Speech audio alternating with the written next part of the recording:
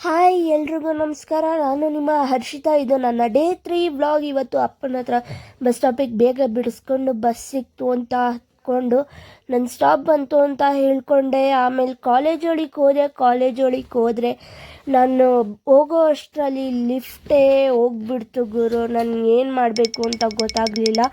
ಆಮೇಲೆ ಮತ್ತೆ ಒಂದು ಸ್ವಲ್ಪ ಹೊತ್ತು ಕಾದು ಲಿಫ್ಟ್ ಬಂತು ಅಂತ 5ನೇ ಫ್ಲೋರ್ವರೆಗೂ ಹೋಗಿ ಆಮೇಲೆ ಅಲ್ಲಿಂದ ಮೆಟ್ಲು ಹತ್ಕೊಂಡು ಹೋಗಿ ಕ್ಲಾಸಿಗೆ.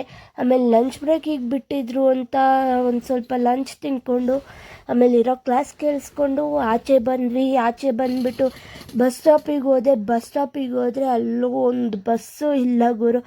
ಎಷ್ಟೊತ್ತು ಅಂತ ಕಾಯೋದು ಒಂದು ಬಸ್ಸಿಗೋಸ್ಕರ.